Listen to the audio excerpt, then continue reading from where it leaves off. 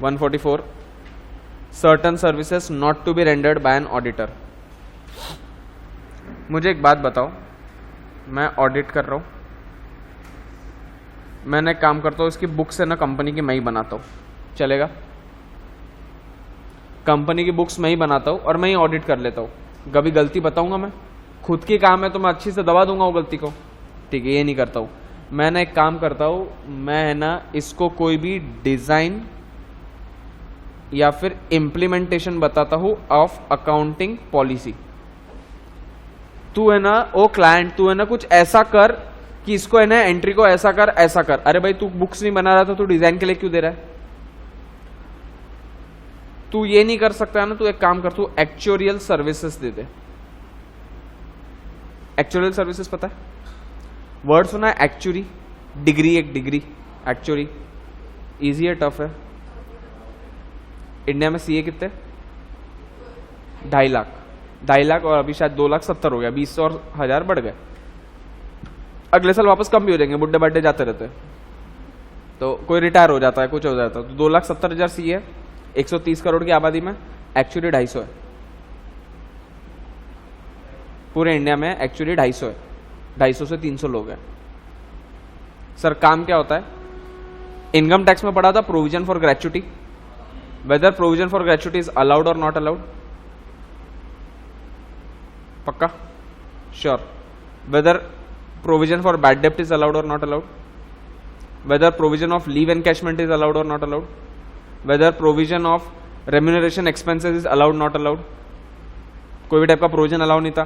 Provision for gratuity, gratuity कैसे calculate होता है हम पता है? If covered under पोगा, if not covered under पोगा, वो सारी सिस्टम पूछूंगा नहीं, लोड मत लो। तो वो अभी उसको नहीं पता ना इस साल कितने लोग रिटायर होके जाएंगे, तो फिर प्रोविजन बनाएगा कैसे? अकाउंट्स में तो प्रोविजन बनता है, तो ये जो प्रोविजन बनाता है ना वो एक्चुअरियल साइंस वाला लोग बनाते हैं, मतलब जो एक्चुअरी होता है वो बनाता है। तो अगर आपको एक्चुअरी की सर्विसेज देना है तो भी are not allowed to do actuary का सर्विस। अगर आपकी सर्विस, आप एक्चुअरी की सर्विस दे रहे हो, अगर आप एक्चुअरी की सर्विस दे रहे हो तो आप उस कंपनी के ऑडिटर नहीं बन सकते हो। एक क्वेश्चन 141 की बात कर रहा हूं मैं, है ना पूनम जो है ना, Poonam after becoming a chartered accountant उसने एक फर्म ज्वाइन की साहिल एंड कुकरेजा नाम से। साहिल एंड कुकरेजा, एक कोई कुकरेजा है एक साहिल है, वो फर्म में पार्टनर बन गई। साथ साथ में एक और इसकी एक पार्टनर, एक और फर्म की ये पार्टनर है जिस फर्म का नाम है Rathi and Divya associates. Rathi and Divya associates, कोई प्रॉब्लम? एक इंसान 2 पार्टनरशिप फर्म में पार्टनर रह सकते हैं, ठीक है। अभी इसने ना कुछ काम कर दिया जिसके वजह से ये, मैं रिलायंस हूं, मैंने इसको दिया था साहिल वाली कंपनी को अपना ऑडिट दिया था। साहिल वाली कंपनी ने अपॉइंट किया पूनम को, पूनम के 20 ऑडिट खत्म हो गए, पूनम के 20 ऑडिट खत्म हो गए। 20 ऑडिट होने के बाद मैं कर सकता हूँ ऑडिट, मतलब पूनम कर सकती है ऑडिट? नहीं। फिर इसके खत्म हो गए और इसका कूलिंग पीरियड स्टार्ट हो गया। कूलिंग पीरियड स्टार्ट हो गया, या ऐसा समझ इसका 10 साल का टेन्योर जो था, 2 टर्म ऑफ 5 ईयर्स ईच, वो खत्म हो गए। 5 साल का कूलिंग पीरियड था। तो पूनम साहिल एंड कुकरेजा में रहकर तो मेरी कंपनी का ऑडिट नहीं कर सकती है, तो इसने क्या किया, इसने दिव्या राठी से मुझे अपना ऑडिट लेने की कोशिश किया। क्या पूनम ऐसा कर सकती है? भावेश को समझा नहीं।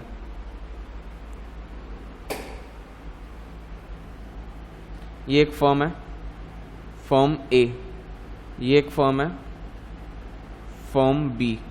इसमें का ये जो कॉमन पार्ट है ना, 10th याद आ गया ना, तो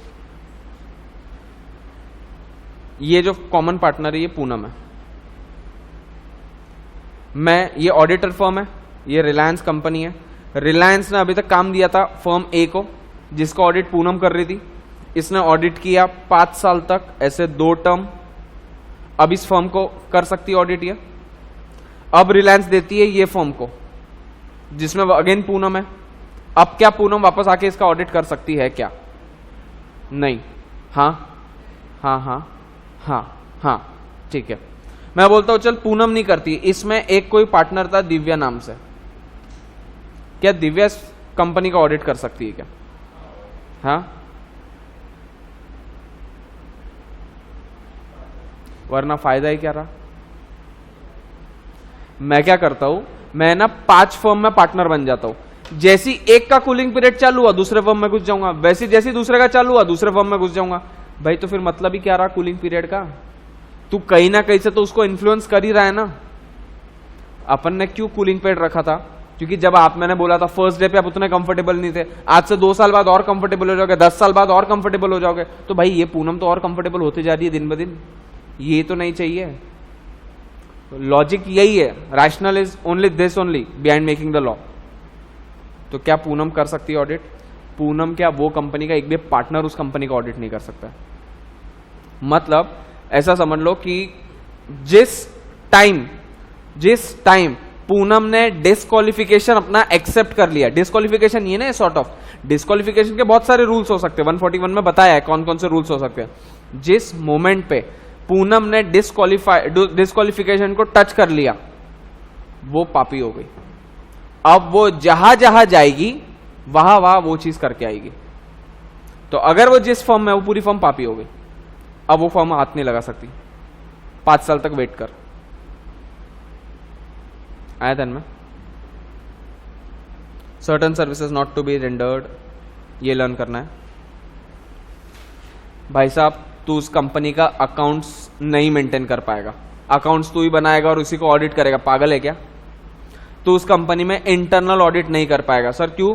अबे इंटरनल ऑडिट भी तू ही कर रहा है, स्टैट्यूटरी ऑडिटर भी तू ही है, कॉन्करेंट ऑडिट भी तू ही कर ले, ठीक है?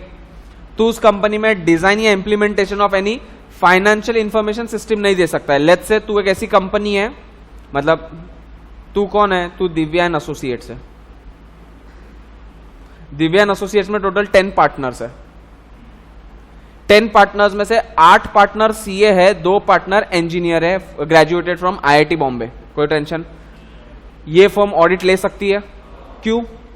मेजॉरिटी उसके सीए है। तो अब ये जो 2 इंजीनियर है ना, इन्होंने एक सॉफ्टवेयर बनाया और सॉफ्टवेयर बना के इस कंपनी को बेचा। अब दिव्या चाहती है कि मैं इस कंपनी का ऑडिट करूं, कर सकती है। भाई you are helping in design and implementation of any financial information system. Sorry boss, not allowed. तू तो अपने सॉफ्टवेयर में जानबूझ के ऐसा बग डाल देगा, जानबूझ के ऐसा वायरस डाल देगा, जानबूझ के ऐसा कोई काम करेगा जिसकी वजह से तुझे हेल्प हो जाए। तू उससे फाइनेंशियल स्टेटमेंट को चेंज करेगा। फाइनेंशियल स्टेटमेंट चेंज करने के बाद में that will not show true and fair view of the statement of affairs of the company including branch. Correct? उसके बाद में तू किसी भी चीज की एक्चुअल सर्विस नहीं दे पाएगा। एक्चुअल सर्विस नहीं दे पाएगा, समझाना? उसी तू ही प्रोविजन बनाएगा, तू इस चीज का टैक्स ऑडिट करेगा, नॉट अलाउड। तू उस कंपनी में इन्वेस्टमेंट एडवाइसेस नहीं दे सकता है कि आप यहाँ पे इन्वेस्ट करो। तू वहां पे इन्वेस्टमेंट एडवाइस नहीं दे सकता है। तू वहां पे इन्वेस्टमेंट बैंकिंग सर्विसेज नहीं दे सकता है। ये इन्वेस्टमेंट एडवाइस है, ये इन्वेस्टमेंट बैंकिंग है। तू वहां पे कोई भी आउटसोर्सिंग ऑफ फाइनेंशियल स्टेटमेंट नहीं कर सकता है। Rendering of outsourcing financial statement, rendering of outsourcing. Outsourcing क्या होता है? मैं ना करते हुए बाहर दे दूं। तो मैं नहीं कर रहा हूं, मैं दिव्या एसोसिएट्स हूं, मैं नहीं कर रहा हूं, मैं आपसे लेके ना साइलेंट एसोसिएट्स को दे रहा हूं। तो मैं रेंडरिंग कर रहा हूं of outsourcing of financial statement. खुद तो नहीं कर सकते, तो मैं खुद नहीं करता हूं, मैं ना आउटसोर्स कर देता हूं। दोनों भी अलाउड नहीं है। मैं ना कोई भी मैनेजमेंट या सर्विसेज, मैनेजमेंट की कोई सर्विसेज दे देता हूं। मैनेजमेंट की सर्विसेज मतलब कॉस्ट मैनेजमेंट, ठीक है ना, ओवरहेड मैनेजमेंट। तू कंपनी के अंदर ही रह के तू ही मशीन को मशीनार रेट निकाल रहा है, मशीन का ओवरऑलिंग कर रहा है, सब कुछ तू ही कर रहा है। मटेरियल लेबर वाला जो भी अपन ने किया ना, सर्विस सेक्टर हुआ ना, सर्विस सेक्टर की सर्विस कॉस्ट निकालते हैं। सर्विस कॉस्ट के बाद में कॉस्ट शीट निकालना बहुत कंपलसरी। कॉस्ट शीट नहीं निकालोगे तो प्रोडक्ट का प्राइस कैसे पता चलेगा आपको? तो ये सब काम तू ही करके दे रहा है और तू इस कंपनी का ऑडिट कर रहा है, क्योंकि यही माल तू बेचेगा, इससे तुझे सेल होगा, इसका ही तुझे ग्रॉस प्रॉफिट होगा, यही ग्रॉस प्रॉफिट नेट प्रॉफिट बनेगा, यही नेट प्रॉफिट बैलेंस शीट में जाएगा, यही बैलेंस शीट तेरे को ऑडिट करना है। तो बेसिकली तूने ऊपर से नीचे तक सब तूने तो कर दिया। किसी भी कंपनी का ऑडिट होने के लिए उसका प्रॉफिट होना चाहिए ना। प्रॉफिट होगा कैसे? माल बेच के। माल बिकेगा कब? जब प्राइस वैसी रहेगी। प्राइस बनाएगा कौन? Cost sheet. कॉस्ट शीट के लिए तू तो करके दे रहा है उसको मैनेजमेंट सर्विसेज, नॉट अलाउड। तो अगर तू मैनेजमेंट सर्विसेज कर रहा है तू कर, प्रॉब्लम नहीं है, लेकिन तू उस कंपनी का ऑडिटर नहीं बन सकता। ऐसा नहीं कि ये सारे मतलब गलत चीज है, ऐसा करना ही नहीं चाहिए। सीए ने, सीए यही काम करता है, लेकिन ये काम करते हुए ऑडिट नहीं कर सकता उस कंपनी का। तू कॉस्ट ऑडिट कर रहा है रिलायंस का, तेरे को ऑडिटर बनना है टाटा का, बन, बशर्ते रिलायंस और टाटा रिलेटिव नहीं होने चाहिए, डिस्क्वालिफिकेशन में आ जाएगा, वो नहीं है, दैट इज ओके। और ना ही रिलायंस कैश होनी चाहिए टाटा की। रिलेटिव कैसे बनेगा? वैसे कोई भाई बहन थोड़ी होते, बोले रिलायंस तू मेरा भाई, टाटा तू मेरा बड़ा भाई, ऐसा थोड़ी होता है। तो रिलेटिव कैसे बनता है? कैश से। कंपनी, एसोसिएट, सब्सिडरी, होल्डिंग नहीं है ना, दोनों सेपरेट लीगल है, चलेगा। या फिर एनी अदर सर्विसेज एज में भी प्रिस्क्राइब, खत्म। लर्न करो अभी के अभी, ये आता है एग्जाम में, बहुत बार पूछते हैं।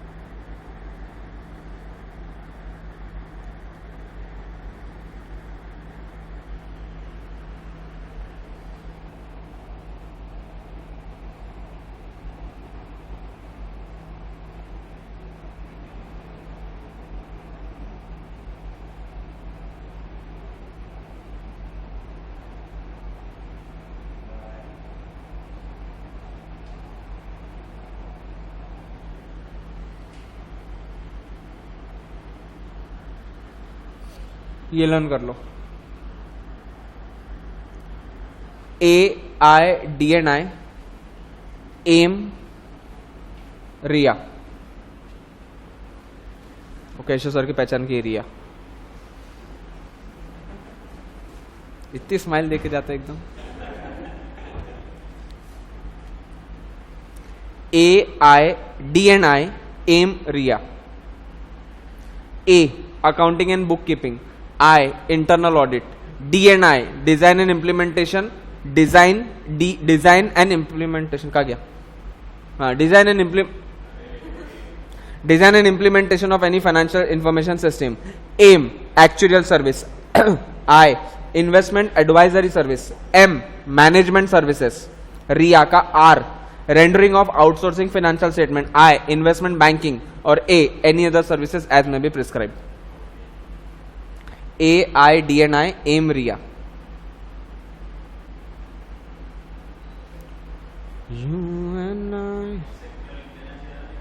क्या एटसेट्रा? क्या एनी सर्विसेज? नहीं, एटसेट्रा में मतलब क्या होता है कि और भी बहुत सारी है, हम बता नहीं रहे। मतलब जैसे तेरे को बोला 1 to 100 बता, तो 1 2 3 4 एटसेट्रा, तो अभी है, अभी और कुछ बताया नहीं है, लेकिन हो सकता है बाय द टाइम उसमें और अमेंडमेंट्स आ जाए, तो एनी अदर प्रिस्क्राइब, फिर अमेंडमेंट में आएगा एनी अदर प्रिस्क्राइब में ये सारी ऐड हो गए, क्योंकि ये एक्ट है, वो अमेंडमेंट है। ये जो है ना, ये यहां से लेके यहां तक ये एक्ट है, ये वाला पार्ट अमेंडमेंट है। अमेंडमेंट जब भी होगा ना, तो ये वाले पार्ट में नहीं होगा, सिर्फ अमेंडमेंट वाले पार्ट में होगा। क्योंकि अगर सिर्फ वो इतना लिख के छोड़ देते, अब उनको अमेंड करना है ना, तो बहुत प्रॉब्लम रहती है। फिर एमसीए को परमिशन पूछो, इंडियन पेनल कोड में जाके देखो, इंडियन कॉन्स्टिट्यूशन में देखो कि मैं अमेंड कर सकता हूं क्या। वो छोड़ दिया ना, एनी अदर सर्विसेज, वो मैं टाइम टू टाइम प्रिस्क्राइब करता रहूंगा। जैसे स्केड्यूल 7 में जो सर्विसेज है CSR, जैसे स्केड्यूल 7 में जो है CSR, उसमें भी आखिर में है any other services as may be provided by the central government. अभी बाय द टाइम अलग अलग, जब तक मोदी नहीं था तब तक स्वच्छ भारत प्रोग्राम नहीं था, जब तक मोदी नहीं था तब तक ये नहीं था, क्लीन गंगा प्रोजेक्ट नहीं था। लेकिन अगर वो एनी एज में भी प्रिस्क्राइब नहीं डालते, तो जो चले आ रही है मेरी दादा परदादा के जमानों से, मम्मी नहीं, मेरी तो नानी दादी की तरफ से था, दादी और मम्मी की तरफ से था, बस उतना ही चलता था। एज में भी प्रिस्क्राइब में मोदी अलग अलग डालता रहेगा।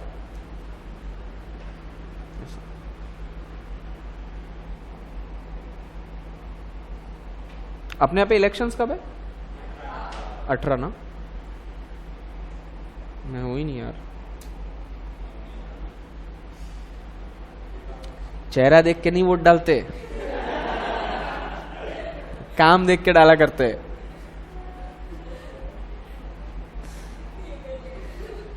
टेंथ फेल है? 10th या 12th फेल है? हाँ, आया था 12th ना पेपर, मतलब वो उनको ये देना पड़ता है ना अपना, क्या बोलते हैं उसको, मैनिफेस्टो। तो उसमें से अपनी सारी इन्फॉर्मेशन देनी पड़ती है कि मेरा एजुकेशन क्या है, मेरे पास कितनी प्रॉपर्टीज़ है, मेरे कौन कौन रिलेटिव्स है, वो रिलेटिव्स क्या क्या बिजनेस करते हैं। नहीं तो पता चला तू आमदार बना, उसके पहले तेरा रिलेटिव किराने की दुकान खोल के बैठा था, तू आमदार बना, साले ने एकदम लिस्टेड कंपनी फॉर्म कर ली। ऐसा कैसा हो गया भाई? आमदार तू बना, पैसे उसको कैसे मिले? तो उसको बताना पड़ता है। तो उसमें उसने बताया है कि मैं फेल हूं। सब हो सकता है इंडिया में, सब हो सकता है, कोई टेंशन नहीं। एक बार राम सर ने बोला था हमको कि, और वो सही, बहुत प्रैक्टिकल चीज है कि इंडिया में इंसान भूखा तभी रह सकता है जब उसको कुछ करते नहीं आता हो, मतलब उसको करने की इच्छा नहीं हो। बाकी इंडिया में तुम कुछ भी बनाओ, कुछ भी बनाओ, सब बिकता है। 130 करोड़ लोग हैं, 1% तो गधे होंगे। 130 करोड़ का 1% भी 1 करोड़ होता है, वो तो खरीदेगा। तो और वो एक्चुअली है, तू कुछ भी बना, चलती है ना अपने वो इंस्टाग्राम पे आधा से ज्यादा लोग, अभी वो टिकटॉक वाले लोग, कौन है टिकटॉक है? नहीं, ये ग्रुप मिला तो भी चलता है, यहां मिला सूतूंगा एक एक को। तो चल ही रहा है ना, तो कुछ भी बनाओ, कुछ भी बनाओ, सब चलता है। सिर्फ एक चीज याद रखना, सीए बनने का अगर तुमने ऐसा सोचा कि सीए बनने का अपने पास क्या ऑप्शन है, या तो जॉब या प्रैक्टिस, अगर तुमने ऐसा एक रिजिड थॉट रखा, और आइडियल ऐसा रखना कि भाई प्रैक्टिस करेंगे, ऐसा तुम सोच सकते हो। क्योंकि मैं भी मेरे टाइम पे ऐसे सोचता था, प्रैक्टिस ही करना है अपने को।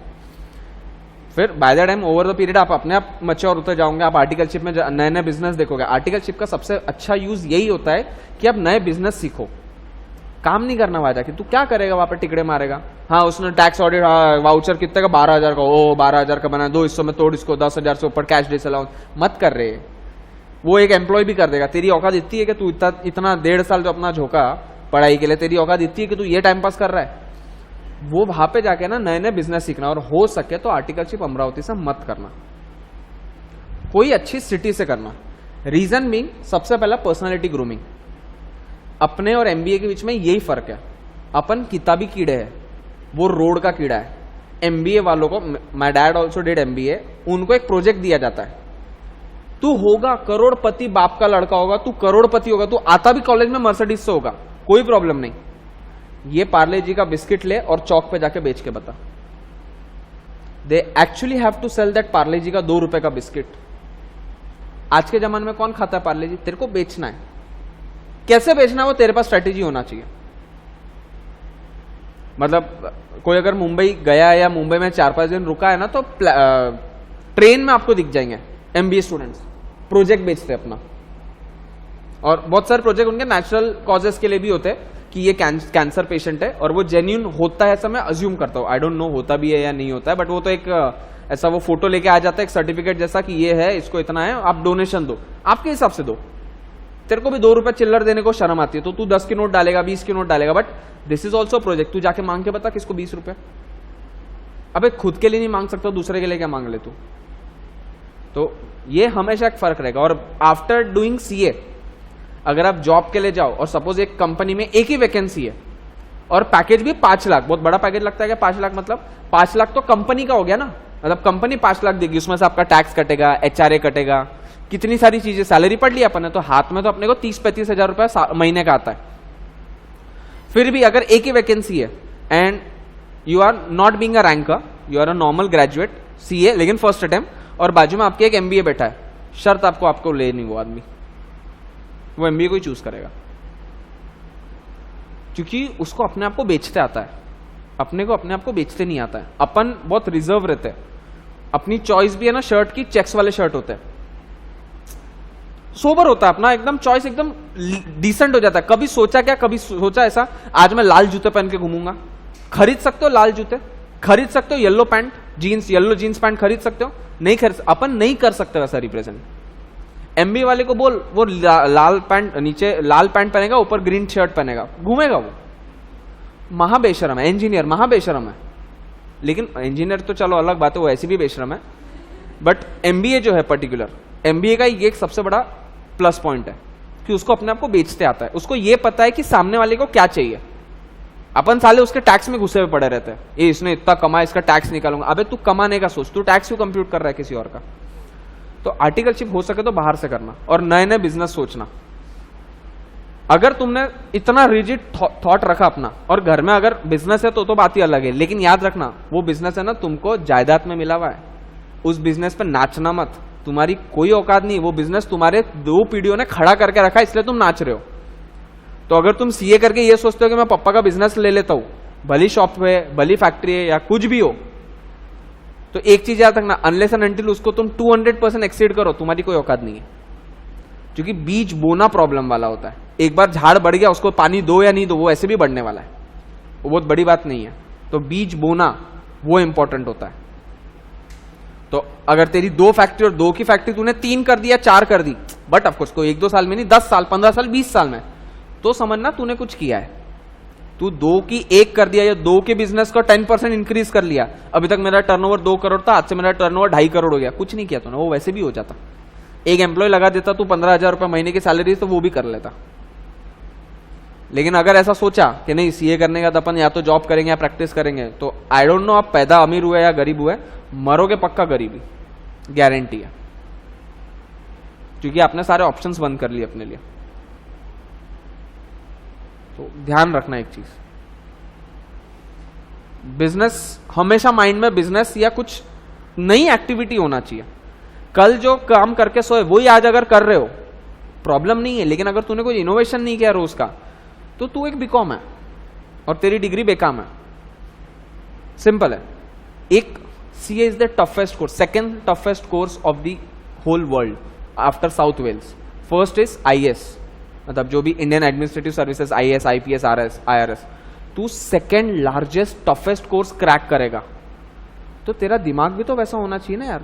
क्रैक कर लिया तो क्या हो गया, वो तो सभी कर रहे हैं, लेकिन 2.5 लाख ही लोग कर रहे हैं, उससे ऊपर नहीं कर पाए। और वो 2.5 लाख करने के लिए ना फट जाती है आखिरी तक, नहीं पता तुमको, अभी तक हिंट भी नहीं है तुमको कि क्या करना पड़ता है। क्योंकि अभी एक चैप्टर चल रहा है ना, एकदम से बोलो ना हाफ फुल पोर्शन, आंसू आ जाएंगे, पसीना अलग छूटेंगे। और एग्जाम के एक दिन पहले पूरा पोर्शन गए, लिटरली गए। अगर आप मेरे 40 पेज की नोट्स है और वो 40 पेज पूरे पढ़ रहे हो, एग्जाम के एक दिन पहले भी पास नहीं हो सकता। तो सर क्या करें, खुद की नोट्स बनाना पड़ेगा, सारी चीजों को एक जगह समराइज करना पड़ेगा। सर कैसे करना, वो सबका इंडिविजुअल क्रिएटिविटी है। मैंने पूरा इनकम टैक्स 100 पेज की बुक में खत्म किया था, 100 पेज पूरा, रेसिडेंशियल से लेके लास्ट तक का, टीडीएस तक का, टीडीएस अपना लास्ट होता है वहां तक का 100 पेज, उसमें पूरा इनकम टैक्स था। और 20 पेज में सर्विस टैक्स था, हमको जब सर्विस टैक्स था तब, तो 120 पेज में सब कुछ खत्म था। वो मेरी क्रिएटिविटी थी, और वो मैं बुक आपको दे भी नहीं सकता क्योंकि वो बुक आपके कोई काम की नहीं है। हमारे टाइम पे कुछ भलता ही था, आपको कुछ भलता ही है, तो वो कुछ काम नहीं आएगा। और वो है मेरे पास, बुक तो होगी, देखना पड़ेगा, बट वो करना पड़ेगा। लॉ की बुक, लॉ कोरी रीडिंग, बुक पूरी, क्या करूंगा, कर ही नहीं सकता था। और मेरे टाइम तो वो हो गया था कि मैं हॉल टिकट वही भूल गया था गलती से केएल कॉलेज में। मेरे को एकदम बाद में ध्यान आया, शाम के 4 बजे थे, एकदम ध्यान आया मुझे। और लॉ एक दिन में खत्म नहीं होता, लॉ एक दिन में खत्म नहीं होता, क्योंकि ये प्योर थ्योरी है, अकाउंट्स कॉन्सेप्ट है। ब्रांच अकाउंटिंग कॉन्सेप्ट पढ़ के छोड़ दिया चलेगा, लॉ में कॉन्सेप्ट पढ़ के छोड़ दिया नहीं चलेगा। लैंग्वेज है, लैंग्वेज 10 साल से ज्यादा का कूलिंग पीरियड होना चाहिए। लिखोगे कैसे, क्या दीर्घ रस्व, कौन सी मात्रा डालोगे, तो इंग्लिश में लिखना है ना, और इंग्लिश से भी ज्यादा लॉ में लिखना है, सेक्शन कोट करना है। सेक्शन कोट करना, इतनी मेहनत कर रहे हैं अपन सेक्शन पे, तो सेक्शन कोट करना है अपने को। सारे सेक्शन नहीं किए अपन ने, लग मुश्किल से 25-30 सेक्शन किए होंगे सब मिला के, 40 सेक्शन किए होंगे, इससे ज्यादा अपन ने सेक्शन नहीं किए। टोटल आपको सेक्शन है ना अराउंड 220 है, मैंने 220 में से सिर्फ 40 करवाया आपको, और सिर्फ पार्ट ए में करना है, पार्ट बी में तो करने भी नहीं है सेक्शन। मुझे अभी भी याद है, अकाउंट्स का पेपर देके आया था, शाम में 5 बजे अपना छूट जाता, 5:30 तक आया, आधा घंटा नाश्ता वाश्ता किया, 6, 6:30 को कुछ पढ़ने बैठा, तो पहले तो सदमे में होते पहले पेपर के, तो वो दिन पढ़ाई नहीं होती और थके हुए रहते मेन। तो वो दिन मैंने 10 बजे तक कुछ तो भी करके खींचतान करके पढ़ लिया 3-4 घंटे। अगला दिन सुबह 6 बजे से रात के 8:30 बजे तक नॉन स्टॉप एक ही जगह पे बैठा था। नॉन स्टॉप मतलब लिटरली नॉन स्टॉप, सिर्फ वॉशरूम जाने उठता था। क्योंकि अभी भी याद है, वो मेरे घर पे एक चेयर थी, वो लिटरली वो कुशन था, एक पतला कुशन था, वो लिटरली वो शेपलेस हो गया मतलब पूरा, क्योंकि मैं उठा ही नहीं 20 घंटे तक वहां से। फिर वापस खाना खा के वहीं पे बैठा, और उतनी मेहनत सेम मुझे करनी पड़ी कॉस्टिंग में, क्योंकि मेरा कॉस्टिंग और आपके कॉस्टिंग में जमीन आसमान का फर्क है। मेरा कॉस्टिंग और आपके कॉस्टिंग में जमीन आसमान का फर्क है, तो उसमें भी मेहनत करनी पड़ी। और हमको कॉस्टिंग एफएम 2 थे, आपको सिर्फ एक कॉस्टिंग बचा। फटती है, फट जाती है आखिरी तक अगर अभी 1 सेकंड भी वेस्ट कर रहे हो, खुद के लिए प्रॉब्लम क्रिएट करोगे, खड्डा खुद ही खोद रहे हो खुद का। पॉसिबल ही नहीं है आप 1 सेकंड भी वेस्ट कर लो। अभी हो गया, अभी सीपीटी होके कितना जनवरी में रिजल्ट आया ना, अप्रैल खत्म होने में आ जाएगा। अभी 10 अप्रैल तो हो गया, 1/3 खत्म हो जाएगा, हो गया। 2/3 बचा है, वो भी खत्म हो जाएगा, हो गया। फरवरी, जनवरी, फरवरी, मार्च, अप्रैल, 4 महीना बहुत हो गया ना। 120 दिन घूम लिए ना, कर लिए ना जो करना था, खत्म। अब कुछ नहीं मिलने वाला है, अभी नहीं तो कभी नहीं। और फिर वापस वही होगा, मई टू मई, नवंबर टू नवंबर वाया मई। और टाइम नहीं लगता है अटेम्प्ट लगने को, कुछ टाइम नहीं लगता है। 2 टाइप के रिजल्ट हर बार आएंगे, हर बार। शिट ये पास हो गया, शिट ये पास हो गया, 2 टाइप के रिएक्शन आएंगे हर रिजल्ट में। तो देख लो कौन से वाले रिएक्शन में रहना है। और if I am not wrong, इसके पहले वाला का जो अटेम्प्ट था सबसे टफेस्ट अटेम्प्ट आया, रिजल्ट आया जो नवंबर में आईपीसीसी का था। मतलब अब वाला थोड़ा इजी आएगा, मतलब उसके बाद वाला टफ नहीं होता है कोई भी रिजल्ट, मतलब कोई भी पेपर एकदम टफ नहीं होता है। टफ होता है 100 मार्क में से 20 मार्क सिर्फ रैंकर के लिए रिजर्व होते हैं, वो उनकी खोपड़ी चली तो चली, पूरा सॉल्व करने के लिए स्टेप मार्किंग में मार्क्स मिलते हैं। 80 मार्क में से 50 मार्क ऐसे रहेंगे कि जिसमें से आप 40 तो लेके आ ही सकते हो। 30 मार्क का आपका खेल है। 30 मार्क उसको ही जमता है जिसने फर्स्ट डे से आखिरी डे तक पूरा सिंसियरली पढ़ा हो, सारी क्लासेस अटेंड की हो। क्लासेस अटेंड करना इंपॉर्टेंट नहीं, क्लास सुन के, क्लास अटेंड करने के बाद जो कान में आवाज जाती है ना, वो आवाज कहीं ना कहीं वहां पे याद आता है। एंड मोमेंट पे ना कहीं एक चीज स्ट्राइक होती है वहां पे, हाँ ऐसा कुछ तो भी बोला था, वो कुछ तो भी बोला हुआ है ना, 2 मार्क दे देता है आपको। 2 मार्क 38 से 40 या 58 से 60 ले जाएगा, सिंपल है। और कोई जरूरत नहीं है कि पास होने के लिए कोई ना कोई सब्जेक्ट में एग्जाम्शन लाना जरूरी है क्या। बताया था ना रिजल्ट 200 वाला, 400 वाला आया था कि एक में भी एग्जाम्शन, नियर अबाउट भी था कि एग्जाम्शन, मैं हूं ना सामने। सिर्फ एक लॉ में एग्जाम्शन था 78 मार्क्स, बाकी किसी में नहीं थे। और लॉ में था, पढ़ा भी उतना था और आया भी अच्छा था, पेपर था, इजी नहीं था लेकिन टफ नहीं था, आया 100 मार्क का लिख के आया, पास हो गया। उसके अलावा ऑप्शन नहीं। एज ऑफ की नाउ सिचुएशन, भावेश तेरा बिल्कुल भी ध्यान नहीं है। As of now situation Poonam बहुत ज्यादा मेहनत कर लगने वाली है। As of now situation Divya बहुत अच्छी पोजीशन पे। याद रखना, गलती से भी लाइफ में ओवर कॉन्फिडेंस मत आने देना।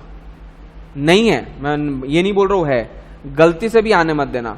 जैनब थोड़े स्लो हो, बतुल ग्रास्पिंग अच्छा है, साहिल आधा आता है आधा नहीं आ रहा है। आशय ओवर कॉन्फिडेंस मत आने देना, 4 सेक्शन आने से ओवर कॉन्फिडेंस मत लाना। तेरे से बड़े दिग्गज है जो फेल होके बैठे हैं, शांति रखना। प्रज्वल बहुत इरेगुलरिटी है, बहुत इनसिंसियरिटी है, बाकी का तो छोड़ दो। ये कोर टाइम है, अभी चल रहा था, अप्रैल खत्म हो जाएगा, टेस्ट मैच खत्म हो जाएगी। अप्रैल से सितंबर तक आपका पूरा 1 डे चलेगा, और सितंबर खत्म हो गया मतलब अक्टूबर या सितंबर भी चलो, सितंबर और अक्टूबर याद रखना T20 मैच चलने वाला है, पावर प्ले चलेगा हर एक दिन। मेरे एंड पे नहीं, सिर्फ आपके एंड पे। मैं तो आपको अगस्त में छोड़ दूंगा, मतलब पोर्शन वाइज। आप क्लासेस में आते रहोगे, टेस्ट होता रहेगा, वो सब ओके, बट जो अपन रोज डेली बेसिस पे 1-3 घंटा 4 घंटा जो बैठ के इंटरेक्शन करते हैं, वो सब बंद हो जाएगा, पोर्शन ही खत्म हो जाएगा। फिर मैं डिफिकल्टी लेना है, रिवीजन सेशन लेना है, क्रैश कोर्सेज लेने, वो अलग है, लेकिन उसके अंदर मैं इंटरेक्शन नहीं कर पाऊंगा। तो उस टाइम पे आप आपके मालिक हो, उस टाइम पे मैं आपको सिर्फ हेल्प कर पाऊंगा। बाकी आप उस टाइम पे बोलोगे मुझे कॉस्टिंग का कुछ नहीं आ रहा है, तो मैं आपको 2 दिन में रिवीजन करवा सकता हूँ, लेकिन मैं आपको पूरा वापस दिमाग में नहीं डलवा पाऊंगा। मेरे पास उतना टाइम नहीं रहेगा कि मैं आपको जो मैंने आपको 4 महीने में पढ़ा है, मैं आपको 2 दिन में पढ़ा दूं। वो सिर्फ क्रैश कोर्स के बदौलत हो सकता है, लेकिन उस टाइम पे मैं भी हेल्पलेस रहूंगा। तो और ये तो अभी तक ध्यान में आ गया होगा, एक दिन का आलस अगले दिन का कितना भारी पड़ता है। अब लॉ पढ़ने जाओ, इतनी जान पाएगी पढ़ने की, इतनी जान पाएगी, फर्स्ट चैप्टर उठाओ तो सही सालो, टाइप्स ऑफ कंपनी पढ़ने में भी जान पाएगी, ऐसा लगेगा छोड़ दू। मैंने बोला था जो दिन हुआ वो दिन पढ़ के खत्म करो। सिर्फ क्लास का हुआ ना, मेरा लेक्चर 1 घंटे का होता है, 1 घंटे को रिवाइज करने को मैक्सिमम 25 मिनट लगते हैं। ये 25 मिनट या तो उस टाइम दे दो, नहीं तो अगली बार में 1 घंटा 25 मिनट दो। और वही अब होने वाला है अगर पहले का लॉ नहीं पढ़ा है तो, जो आपने नहीं पढ़ा है ये कंफर्म है। कुंदा रेगेती, स्पीड स्लो है, ग्रास्पिंग 98% पे, 100 पे नहीं है। 100% अभी तक का ग्रास्पिंग मुझे सबसे बेस्ट 2 का लगा, एक आशय है, दूसरी बतुल है, जो ग्रास्पिंग वाइज एकदम क्लियर है, दैट ऑफ नो इशू। सबसे वीकेस्ट ग्रास्पिंग नहीं, या मैं ऐसा बोल सकता हूं कि ध्यान नहीं या सिली मिस्टेक सबसे ज्यादा भावेश। सब आता है, रिकॉल नहीं होता है, रिकॉल नहीं होता। तेरे को पता ना, तेरे को रिकॉल नहीं होता है, मुझे पता है, मेरे अंदर दिमाग नहीं है। मेरे साथ वाला यश हेड़ा मेरे साथ सेकेंड स्टैंडर्ड 2002 से 2019 तक साथ में है, साथ में आईआईटी में गए, चेंज हुआ, सीपीटी में आए, साथ में सीपीटी पढ़ा 175 147, साथ में आईपीसीसी पढ़े, all India rank 3rd 398 out of 800, 350 passing था, 398। मुझे पता है मेरे अंदर दिमाग नहीं है, क्योंकि उसके पास गॉड गिफ्ट है, वो एक बार पढ़ता था साले का स्कैन हो जाता था। मुझे पता था मुझे नहीं आता है, मुझे पता है मेरे से कॉस्टिंग नहीं होता है। आज भी मेरे को बोल दो कॉस्टिंग, मैं 100% कंफर्टेबल नहीं रहूंगा। जितना आप कंफर्टेबल हो ना उतना मैं एट ऑल कंफर्टेबल नहीं रहूंगा।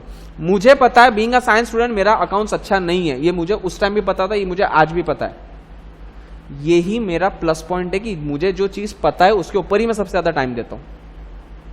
मुझे टैक्स सबसे अच्छा लगता था, मैं दिन का सिर्फ 1 घंटा टैक्स को देता था। तुम उल्टा करते हो, तुमको अच्छा लगता है, तुमको इंटरेस्ट आता है ना, दिन के 8 घंटे सालों टैक्स को देते हो। अरे जो चीज अच्छी है उसको और अच्छा करके कौन सा 100 मार्क्स लेके आने वाले हो। इसमें 100 ला भी लिए लेकिन दूसरे में 35 मार्क्स आ गए, क्या फायदा तुम्हारा 100 ला के? अटेम्प्ट तो देना ही है ना फिर भी। और बोर होता है तो वो है, अब मैं क्या करूं उसको, फिर भी तुम अलग करके दे रहा हूं। चले जाओ वहां पे, रीड होगा सिर्फ, सो जाना, फिर तो कुछ नहीं कर पाऊंगा मैं। लॉ बहुत खाएगा, मेरा प्लस पॉइंट था लॉ, इसलिए मुझे नहीं समझ में आ रहा है कि लॉ में कितना प्रॉब्लम आता है, लेकिन आपको देख के अब समझ रहा है आपको लॉ खाएगा बाद में, और लॉ से रिकवर नहीं हो सकते हो। नहीं रिकॉल हो रहा है, हार्ड ड्राइव कोई एक इंसान लेके आओ, नहीं हार्ड ड्राइव लेके आ सकते हो, मैं वापस चला देता हूं सारे लेक्चर्स यहीं पे, लेकिन टाइम देना पड़ेगा फिर उस चीज के लिए, उतना टाइम जाएगा आपका। आपको वो एक्सेप्टेबल है तो मैं सारे लेक्चर्स वापस रिपीट मोड पे चला देता हूँ। नोट्स आपके पास में है ही है, रिकॉर्डेड लेक्चर सारे है ही है। आपको एक दिन डिसाइड कर लो कि यहां से यहां तक हम रोज सुबह ये टाइम पे आएंगे, जब मेरा 10 दिन लेक्चर नहीं है, 2 से 3 रोज एक बैच चला देना, मैम को बोलूंगा रोज आपके लेक्चर वापस डे 1 से अभी तक के सारे लेक्चर शुरू करवा दूंगा। That is of no issue. But वो मुझे बताना पड़ेगा, मैं आपको क्यों बता रहा हूं ये सारी चीजें। वीक पॉइंट आपका है कि मेरा है, तो बताना किसने चाहिए, आपने या मैंने? नहीं लगता अटेम्प्ट लगते टाइम, और सबसे खराब तब लगता है जब कोई सामने वाला आके ये बोल देता है कि अच्छा आईपीसीसी अटेम्प्ट लग गया क्या, फिर पीठ पीछे जाके बोलेगा, अगर तेरे से खुन्नस नहीं भी हो तो भी बोलता है सीपीटी था ना, निकल गया एक इसमें, जो एक इसमें नहीं निकले वो तो और नीचे हो। ध्यान रखना, एक स्टैंप ऑलरेडी लग चुका है अपने ऊपर, दूसरा मत लगाने देना। और बोलने को ना कुछ नहीं लगता है टाइम, तुमने जितने लोगों के ऊपर बोला है ना वो सब तुमको रिटर्न आएगा, कर्मा इसी को बोलते हैं। तुमने जिन जिन को पूछा है ना, या जिन जिन पे हंसा है, इंटेंशनली नहीं अनइंटेंशनली हंसा होगा कभी, या उसको पता भी नहीं होगा तूने उसके बारे में कुछ बोला है, वो सब तेरे ऊपर आएगा वापस। तो मतलब सबके ऊपर बोल रहा हूं। और नहीं लगता टाइम, और तुमको नहीं पता कि तुम शायद वो 2% पॉपुलेशन में से हो सकते हो जो फेल हुए हैं सिर्फ 2 मार्क की वजह से। 200 मार्क पासिंग चाहिए, 198 पे आकर अटक गए, एक में भी एग्जाम्शन नहीं पता। तुमको पता है तुम्हारे साथ नहीं होगा, ऐसा लिख के रखा है तुमने कहीं पैसा। मेरे साथ हो सकता है, तुम्हारे साथ भी हो सकता है, हुआ ना मेरे साथ भी। फाइनल में 222 मार्क्स, इसका मैं 12 मार्क कम, कुछ नहीं कर सकता। एक में एग्जाम्शन था, कुछ नहीं कर सकता। लेकिन बात प्रॉब्लम ये नहीं थी कि एक ग्रुप निकल गया और दूसरे ग्रुप में एग्जाम्शन था, और बात ये भी नहीं है आप कितने लोगों को एक्सप्लेन करोगे आप फेल क्यों है क्योंकि आपको 12 मार्क कम मिले, कितने लोगों को एक्सप्लेन करोगे? आपको खुद ही समझ जाएगा बेटा तू बहाने बना रहा है, फेल तो तू हो गया। क्योंकि आपके रिजल्ट में आप में से ही कोई 5 लोग 4 लोग फेल हो जाएंगे और बचे हुए पास हो जाएंगे। करके बताना उनको फेस। वही बुक जो दिन रिजल्ट आया 2 दिन तो रोने धोने में जाएंगे, वही बुक तीसरे दिन उठा के बताना जिस बुक में आपकी अंडरलाइन किया हुआ होगा। बहुत बड़ा मन चाहिए, जो बुक में अंडरलाइन किया हुआ है ना खुद की बुक में वापस वही बुक पढ़ने में। पढ़ते पढ़ते ना आंसू निकलते, अरे यार यही तो पढ़ा था, यही तो लिखा था। उस टाइम पे कुछ नहीं कर सकते। 6 महीना लाइफ के वेस्ट किए आपने। वेस्ट मतलब वो गए आगे। और जो भी कोई बोल देगा ना उस टाइम पे, मम्मी भी बोलेंगे, पापा बोले बेटा सीए होते रहता है, वो सिर्फ दिलासा दे रहे। जरूरी नहीं है कि सीए तो अटेम्प्ट लगना कंपलसरी है। किसने बोला है? हो रहे पास। जिस अटेम्प्ट में आप फेल हुए ना उसी अटेम्प्ट में किसी ने ऑल इंडिया रैंक 1 भी क्रैक किया है। और ऑल इंडिया रैंक 1 का छोड़ दो, इसी क्लासरूम में से उसी इंसान उसी दिन कोई पास भी होगा, जबकि मैंने पढ़ाया सबको सेम है। तो मतलब कहीं ना कहीं प्रॉब्लम वही रह गई, या तो राइटिंग में रह गया, या पढ़ने में रह गया, या ओवर कॉन्फिडेंस में रह गया। जिन जिन को आ रहा है याद रखना, मार्क माय वर्ड, बहुत कॉमन टेंडेंसी, क्योंकि सब ह्यूमन हो, कोई एबनॉर्मल कोई इनह्यूमन है क्या? जिसको भी आ रहा है नॉर्मल टेंडेंसी है, थोड़े दिन बाद वो ऑटोमेटिकली ओवर कॉन्फिडेंस में चला जाएगा। एक बार ध्यान रखना, ये चीज मेरे घर में हो चुकी है। अगर कोई मेरे घर को बहुत अच्छी से पहचानता है तो मेरे घर में भी एक ऐसा इंसान है जो मेरे से बराबरी करने की हूबहू ट्राई करता था, right from 3rd standard till CA. Problem वही आ गई, जैसे जैसे मैं आगे बढ़ा वैसे वैसे वो आगे बढ़ा। एक लेवल पे उसको ओवर कॉन्फिडेंस आ गया, खा गया उसको ओवर कॉन्फिडेंस। ना सीए कर पाया, ना सीएस कर पाया, ना कुछ कर पाया। फेलियर है लाइफ में, फेलियर। और ये चीज होते टाइम नहीं लगती। और ट्रस्ट मी, मानना है तो मानो, नहीं मानना है मत मानो। बाजू में रीडिंग रूम में निधि साड़ा नाम से एक लड़की है, उसको जाके ये चीज पूछ लेना, क्योंकि वो मेरे से बहुत, मतलब हम स्कूल से फ्रेंड्स हैं। उससे जाके पूछ लेना। एक चीज, 2 चीज मेरे को गॉड गिफ्ट है। एक तो फेस रीडिंग, दूसरा मुझे सामने वाले का पर्सनालिटी समझ में आ जाता है। मैं एक बार किसी की भी मीटिंग में ये बोल सकता हूँ ये इंसान जेन्युइन है, फ्रॉड है। टचवुड, इसलिए आज दिन तक मैं कभी फ्रॉड में नहीं फंसा किसी के। बहुत आए फ्रॉड वाले केस, बहुत आए। मेरे मॉम का टाइम मैंने आपको बताया था मॉम को क्या हुआ था। उस टाइम पे बहुत लोग मिलने आते थे, ये ले लो वो ले लो।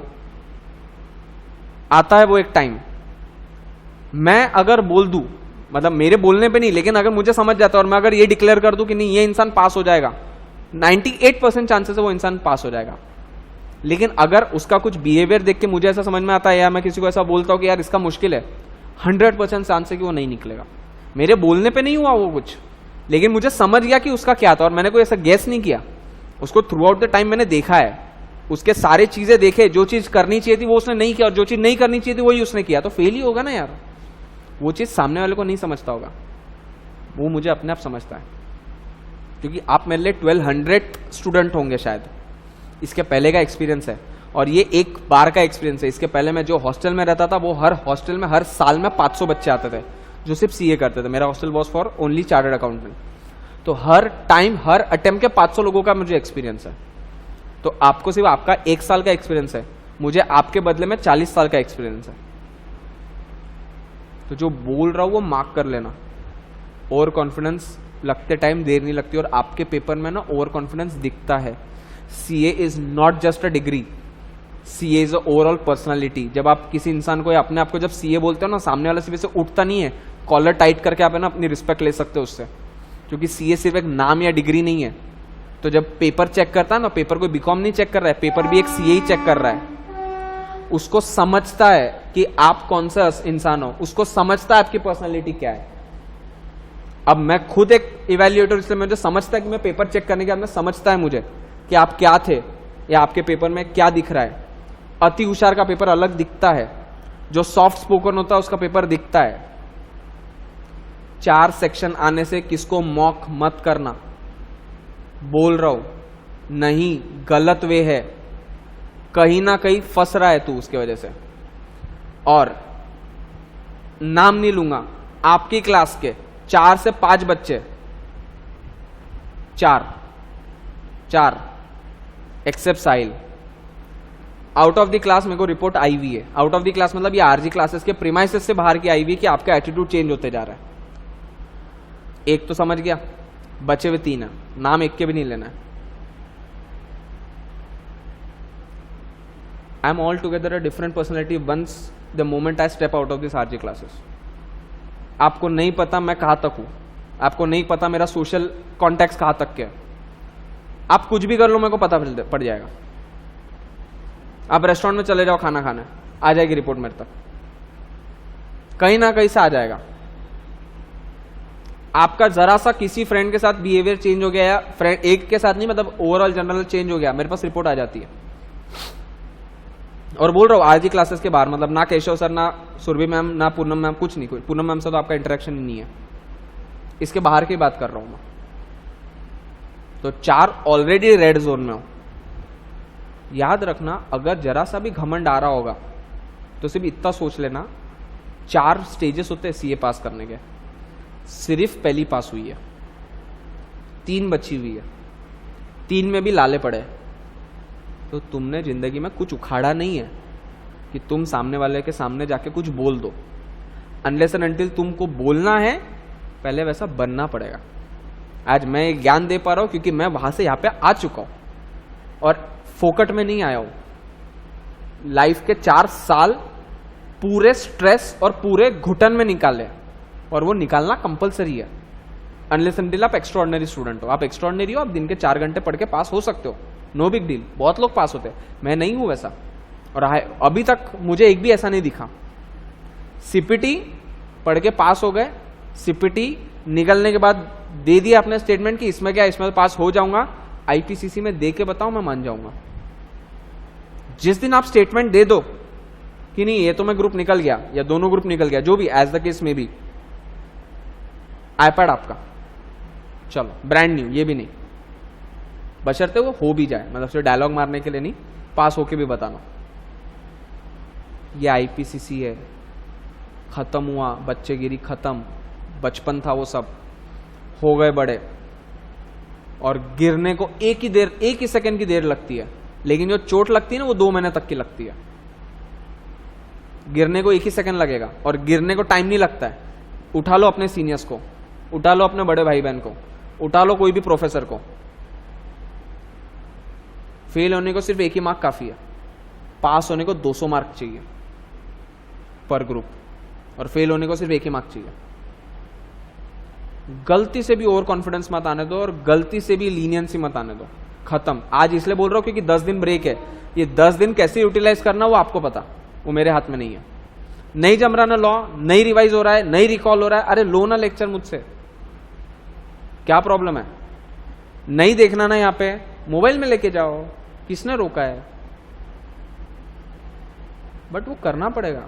साहिल को बोल बोल के थक गया मैं. ला हार्ड ड्राइव, ला लैपटॉप, लाया, अटेम्प्ट आ गया, क्या करेगा बता, कैसे करेगा. आएगा तेरे को प्रोस्पेक्टस की डेफिनेशन बोलते हैं, आ गया 1.5 महीने बाद अटेम्प्ट. ये एक सब्जेक्ट है बॉस, 4 सब्जेक्ट है, 4 नहीं 5 सब्जेक्ट है. जीएसटी अलग पकड़ू मैं, जीएसटी अपने आप में एक दुनिया है पूरी, इनकम टैक्स अपने आप में दुनिया है. 50 मार्क का है, लग रहा है ना 2-2.5 महीने पढ़ाने को. 50 मार्क है, आधा पोर्शन है. चैप्टर सब्जेक्ट कितना भी हो, टाइम उतना ही लगता है. और इतना होने के बाद भी और कोई मेरे को बोले ना और 2 महीने बाद आपकी एग्जाम पोस्टपोन होगी, वो 2 महीना भी आपको कम पड़ेगा. टाइम जितना है उतना कम है. तुम पढ़ रहे हो, मैं ये एक को भी नहीं बोल रहा हूं कि तुम पढ़ नहीं रहे हो. मेरे यहां पे सब जगह कैमरे है. कुछ नहीं तो मैंने कल देखा एम में पढ़ रहे थे, आई नो दैट. जैनब सो रही थी आखिरी में, बतुल उसके बाजू में थी, कुंदा और दिव्या साथ में बैठे थे, पूनम अलग से पढ़ रही थी. जैनब पढ़ रही थी, आखिरी में सोई थी हेड डाउन करके. नहीं पढ़ रही थी नहीं बोल रहा हूं, वॉच है, सब पे वॉच है. कौन कितनी मस्ती करता है सब पे वॉच है. आशय को कल शाम में फोन आया था, आशय यहीं पे बैठा था लास्ट बेंच पे, सब वॉच है. पीछे डिस्टर्ब करने के लिए ये आया था भावेश, ये भी वॉच है. वॉच नहीं है. मैं बोल रहा हूं ना, आपको नहीं पता, मैं आपके ऊपर ही हूं, सैटेलाइट हूं मैं. आपको नहीं पता, आपको मैं नहीं दिख रहा हूं, मुझे आप सब रोज डेली बेसिस पे दिख रहे हो. मैं ये बोल ही नहीं रहा हूं आप नहीं पढ़ रहे हो, आप डेफिनेटली मेहनत कर रहे हो. बट सेम बात है, मैं आपको बोलूं कि आपके अंदर 4 साल जिम चले जाओ, जिम लगा के एकदम बॉडी बना दो, एकदम स्ट्रांग बॉडी बना ली, आपके अंदर एक्स्ट्राऑर्डिनरी ताकत आ गई. पुश कर इस दीवार को, रात भर दिन भर पुश कर, पसीने से लथपथ हो जाओगे, लेकिन कुछ होगा क्या उसको. मेहनत तो पूरी किया ना, सिर्फ फोर्स लगने से कुछ नहीं होने वाला है, फोर्स के साथ डायरेक्शन भी चाहिए, वरना वही बात है कि बॉर्डर पे गन लेके तैयार खड़े हो लेकिन ये नहीं पता एम क्या करे, उधर की इधर। फोर्स से काम नहीं चलता, फोर्स चाहिए, I know that, but force के साथ डायरेक्शन भी चाहिए, वरना वो यूजलेस है आपका फोर्स लगाना। आप फोर्स लगा रहे हो, आप डायरेक्शन भी स्लाइटली हो लेकिन वीक पॉइंट पे नहीं हो। स्वॉट एनालिसिस सुना कभी वर्ड? आप स्वॉट एनालिसिस नहीं कर रहे हो, आपकी स्ट्रेंथ वीकनेस क्या आपको नहीं पता है। आप अपने स्ट्रेंथ को और स्ट्रेंथ देना चाहते हो, उससे वीकनेस और वीक होता जाएगा। पास होने के लिए ना तराजू बैलेंस चाहिए, एक बहुत अच्छा और एक नीचे गिर गया तो भी फेल ही हो आप। आपको लॉ नहीं जम रहा है तो आप क्या सोच रहे हो, आप एक साथ लॉ लेके बैठोगे सब हो जाएगा? नहीं हो सकता वैसा लॉ। और मैंने आपको बहुत सिंप्लीफाइड करके दिया है, लॉ के मॉड्यूल उठा के देखो चक्कर आने शुरू हो जाएंगे। मैंने पूरा मॉड्यूल ही दिया है लेकिन मॉड्यूल को पूरा रिफाइन किया है, और वो 30 पेज रिफाइन करने के लिए मुझे कम से कम 5 दिन लगते हैं।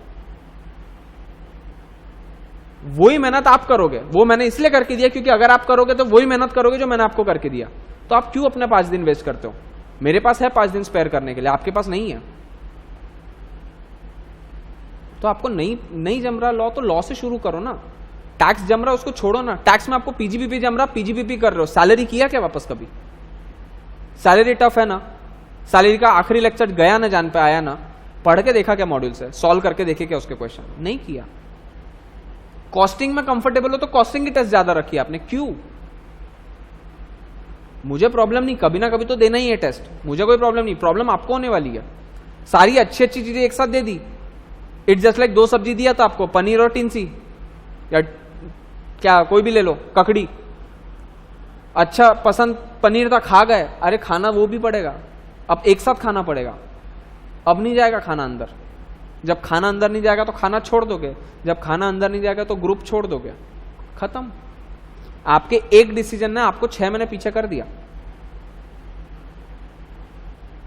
भावेश, अगर एक्स लोग या ये लोग x मेहनत करते हैं ना, तुझे 3x मेहनत करने पड़ने वाली है। लेकिन याद रहे, x + 3x shall not exceed 24 hours, क्योंकि किसी के पास 24 घंटे से ज्यादा का है नहीं। तेरे पास फास्ट ट्रैक है? नहीं ना। तेरे पास 25 घंटे नहीं है ना, तेरे पास 24 ही है। तो अगर इनको x मेहनत लगने वाली है, तुझे 3x मेहनत लगने वाली है। अगर तुझे पता नहीं है तो मैं बता देता हूं। नहीं तो जो दूसरी प्रेरणा वाली बैच बन रही है, शायद तेरे को उसके साथ बैठना पड़ेगा अगले बार, जब वो सीपीटी पास होकर आईपीसीसी में आएंगे। तेरे पास उसके अलावा कोई ऑप्शन नहीं रहेगा।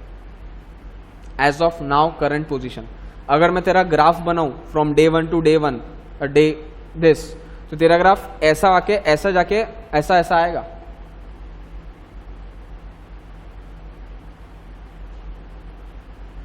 ग्राफ वाइज स्ट्रॉन्ग 2 है, 3 है एक्चुअली। अपने ग्राफ में तो डॉट डॉट बीच में ग्राफ की लाइन ही गायब होने वाली है, क्योंकि अपन ही गायब थे। तेरे साथ रह के शैलेश की आदत हो गई अब। अरे गांव जाना है, तबीयत खराब है, एक्सेप्टेड। कितने दिन? और दिन की भी बात है, उसके बाद में लाया, रिकवर करने का ट्राई किया, नहीं। मेरी रिस्पॉन्सिबिलिटी थोड़ी, मैं कितने बार चिल्लाऊं? 1 बार चिल्लाऊंगा, 2 बार चिल्लाऊंगा, 3 बार चिल्लाऊंगा, फिर मैं ही थक जाऊंगा यार। मैं फिर भी चिल्लाऊंगा, लेकिन करना तो तुमको ही पड़ने वाला है। मैं कुछ नहीं करके दे सकता। मैं तुमको चम्मच ला के दूंगा, खाओ तो सही, चबा के भी मैं ही दूं क्या? मैं क्या कहां तक जाऊं मैं तुम्हारे? फिर मेरे को अनफॉर्चुनेटली कोई दिन पेरेंट्स मीटिंग रखना पड़ेगा, और मैं बोलने में बहुत वाही है, तो अगर मेरा सरक गया तो फिर मैं पूरा इन एंड आउट निकालूंगा, हर एक चीज, आउट ऑफ क्लासेस भी निकालूंगा। बच गई डिंपल नहीं है, क्योंकि फिर मैं हर एक चीज बताऊंगा। क्योंकि मुझे ये चाहिए कि मेरी मेहनत वेस्ट नहीं हो। हाँ, अगर मैं मेहनत नहीं कर रहा हूं, तुम एक सिर्फ मेरे पास टेस्ट सीरीज के लिए आ रहे हो, या तुम मेरे पास एक कोई और सब्जेक्ट के लिए आ रहे हो, मैं क्यों मेहनत करूं तुम पे? तुम्हारा मेरा कोई कनेक्शन ही नहीं है। मैं तुम पे इतनी मेहनत इसलिए कर रहा हूं क्योंकि मुझे पता है तुम में हर एक इंसान सीए बन सकता है, और क्यों नहीं बन सकता है। सब चीज प्रॉपर है। तुम आधा झाड़ बढ़े हुआ है, और फिर मैं तुमको एक्स्ट्रा एफर्ट नहीं कर रहा हूं। तुम्हारे बीज बोने से लेके आखिरी तक पूरा मैं तुमको हेल्प कर रहा हूं। तो मैं एक्सपेक्ट करूंगा कि तुम इन रिटर्न मुझे सिर्फ सपोर्ट करो वो चीज से। तुम अगर वो भी नहीं करोगे तो मैं समझूंगा मेरी पूरी मेहनत ही वेस्ट हो गई, फिर मैंने ये टाइम किसी और चीज में डालना चाहिए था। फिर तो मैं मॉनिटरी पर्सपेक्ट से सोचूंगा कि इतनी मेहनत आप पे करूं, इससे तो मेहनत और जगह पे कर लूं जहां पे 25% का रिटर्न मिलता है, क्या करूं यहां पे मेहनत करके। तुमको लगता है बहुत मॉनिटरी बेनिफिट होता है, 5 दिन लेक्चर ले लूं ना थ्रोट इन्फेक्शन होता है, टैबलेट्स पे आना शुरू हो जाता है, फिर 3 दिन बीच में टैबलेट्स लेनी पड़ती है, फिर वापस आना पड़ता है पढ़ाने के लिए, और सिर्फ यहां पे दूसरी क्लासेस अलग। तो कोई मजा नहीं आ रहा है। आई एक्सेप्ट कि this is a profession, I accept this is my business, but business दिमाग में नहीं आता है। वो मॉनिटरी पर्सपेक्ट सिर्फ ड्यू डेट के दिन याद आती है, उसके बिना कोई ड्यू डेट याद नहीं आई मेरे को आज दिन तक, ना आ सकती है, क्योंकि कुछ और कनेक्शन है जिसके बदले मैं आपको बोल रहा हूं। आप रिपीटर होते हैं, मैं आपको बोलता ही नहीं, रिपीटर हो ना, मैं क्या करूं, ऑलरेडी एक झटके खा चुके हो। उस टाइम मैं आपको बोलता पढ़ लो, ये ऐसा पढ़ लो, लेकिन उस टाइम पढ़ने के लिए आपके पास 3 महीने होते, अभी आपके पास पूरे लाइफ के 9 महीने हैं थे, अब तो वो भी कम हो गए। अभी नहीं करोगे तो मुश्किल है। फिर जाना रिजल्ट के दिन मम्मी पापा के सामने फेस करने के लिए, बोलना कि आपने जो फीस भरी थी, हमने पूरी फीस भरी, आपने बोला था कि सर से बात करना 1 इंस्टॉलमेंट में नहीं होगा, 8 इंस्टॉलमेंट करेंगे, आपने मेरे लिए इतना एडजस्टमेंट किया कि जब मुझे गर्मी होती थी तो आप मेरे लिए इलेक्ट्रिसिटी का बिल अफोर्ड कर रहे थे, आपने मेरे लिए इतना एफर्ट किया कि जब मैं अकेली नहीं जा सकती तो मुझे आप छोड़ने आते थे। बोलना वो दिन जाके कि आप मेरे लिए वो सब करते थे जो मैंने आपसे कभी एक्सपेक्ट भी नहीं किया था, इसके बावजूद मैं आपको रिजल्ट नहीं दे पाई। बोल के बताना ये चीज, बिना रोए, बिना एक आंसू आंख में आए हुए बोलना उनको कि आपने लाइफ में स्ट्रगल की है मेरे लिए, अब और स्ट्रगल करो, क्योंकि अभी तक मैं खड़ा नहीं हूं अपने पैर पे, अभी तो और लड़ाई लड़नी बची है मेरी। क्यों?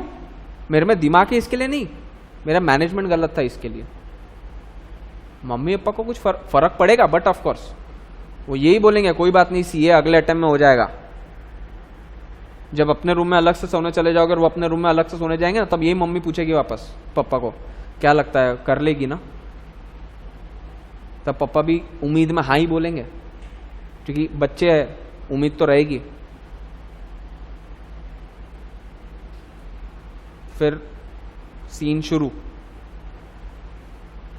हर रिजल्ट के दिन सारे रिलेटिव का फोन उठाना, और फिर आश्चर्य से किसी इंसान को देखना, यार ये फर्स्ट अटेम्प्ट में हो गया।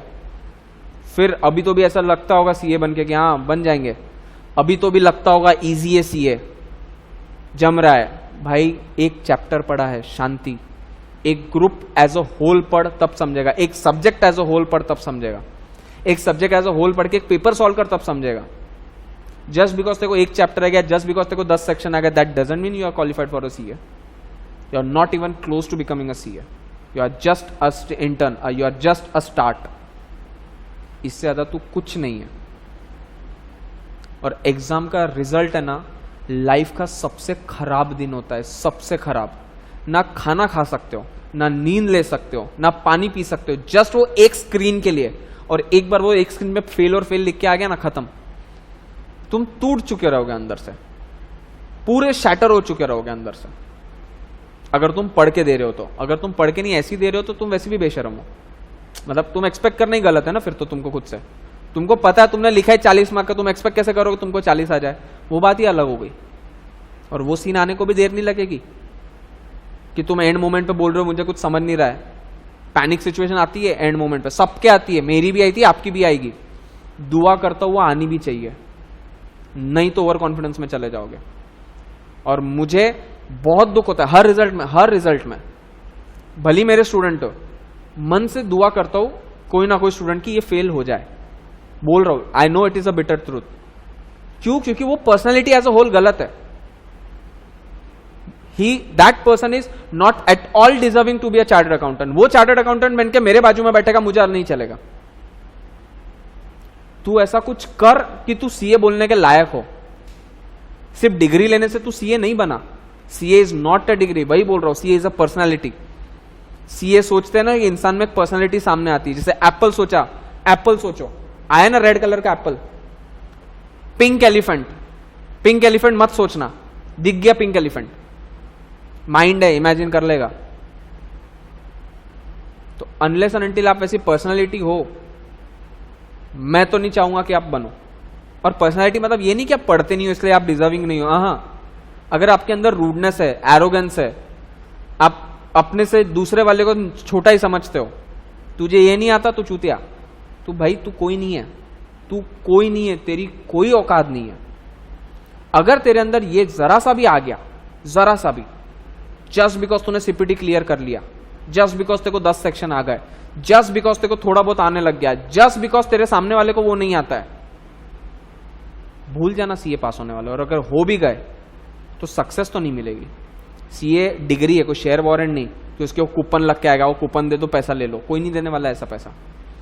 लाइफ में ना सक्सेस होने के लिए डिग्री से बहुत ज्यादा चाहिए। तुम्हारे मम्मी पापा का शायद डिग्री नहीं होगी, लेकिन तुम सबको पाल रहे, और तुम जितना कमा लोगे उससे और बहुत ज्यादा कमा चुके हैं। तो पैसा कमाने के लिए डिग्री नहीं चाहिए, सोशल रिस्पेक्ट कमाने के लिए डिग्री नहीं चाहिए। बहुत सारे मार्केट में सीए है जिनके पास लोग जाने के पसंद भी नहीं करते बात करना, डिग्री है, बात करने का ढंग नहीं है, मुंह पे उतार के बोल देंगे, कुछ अलग ही बोल देंगे, ऐसा बात करेंगे कि जैसे मैंने तेरे पैसे खा के बैठे हैं। ये सब मैटर करता है। तुमको लगता है सीए डिग्री कर लिया तो तुम लाइफ सेट है तुम्हारी, देख लो मेरे को, कोई सेट नहीं है। मजे है लाइफ में, सेट नहीं है, स्ट्रगल तो तब भी है। और वो वहां पहुंचने तक यहीं से जाना पड़ेगा। यहीं पे गिर जाओगे तो वहां कब पहुंचोगे? उम्र के 28 साल में? ये ग्रुप तो भी एक बार का बच जाएगा, उसमें भी ये ग्रुप को प्रॉब्लम ही है। तुम कोई भी कास्ट हो, तुम कोई भी जनरेशन हो, तुम हिंदू हो, तुम मुस्लिम हो, तुम मारवाड़ी हो, तुम क्रिश्चियन हो, तुम कुछ भी हो, ये पार्ट में एक लिमिट के बाद में टेंशन होना शुरू होता है कंपलसरी। नहीं है तो मेरे को एक्सेप्शन बता दो कि मैं 28 साल की 30 साल की हूं, मेरे घर वालों को कोई लोड नहीं है ऐसा एक्सेप्शन तो एक भी चीज बता दो। नहीं है, नहीं है। हाँ भाई मारवाड़ी है, 22-23 में थोड़ा बहुत आना शुरू हो जाता है दूसरे ग्रुप से, ठीक है 26-27। अबे बट 26-27 से ना, मेरे साथ वाले, मेरे आईपीसीसी में, मेरी बैच में, मेरे साथ में बैठने वाले लोग जिन्होंने बहुत मॉक किया है मुझे, बीइंग अ साइंस स्टूडेंट नहीं जमता था, इतने घटिया घटिया डाउट्स पूछे मैंने लाइफ में, मुझे भी नहीं अब शर्म आती पूछने के लिए किसी को। मैंने ये पूछा था कि कैश डेबिट क्यों होता है जाने के बाद में, आने के बाद में, जाने के बाद में क्रेडिट ये क्यों होता है, मेरा डेबिट उसका क्रेडिट क्यों होता है, ऐसे भी क्वेश्चन पूछे। बहुत बोलने वाले थे उस टाइम भी, बहुत हेटर्स भी थे उस टाइम पे। बस फर्क ये रह गया, आज मैं यहां पे हूं और वो बाजू के रीडिंग रूम में। फाइनल का अटेम्प्ट अभी भी ड्यू है क्योंकि आईपीसीसी का सेकंड ग्रुप नहीं निकला है।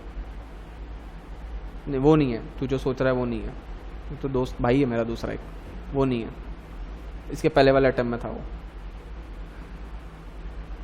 2013 was my IPCC, 2019 is his और हर आईपीसीसी सेकेंड ग्रुप। 6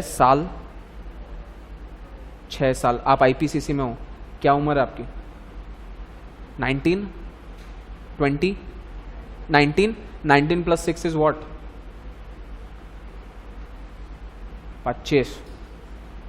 25 साल में आईपीसीसी क्लियर होगा, फिर फाइनल देगा।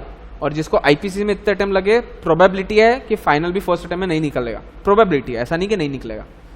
27-28 साल तक सीए कर रहा है, क्या कॉलर टाइट कर लेगा किसी के सामने? सीए बना, कितने अटेम्प्ट लगे? 10 अटेम्प्ट। क्या कर लिया तूने? वो तो तू आईएएस भी बन जाता 10 अटेम्प्ट में। और 10 अटेम्प्ट किसको बोलते यार?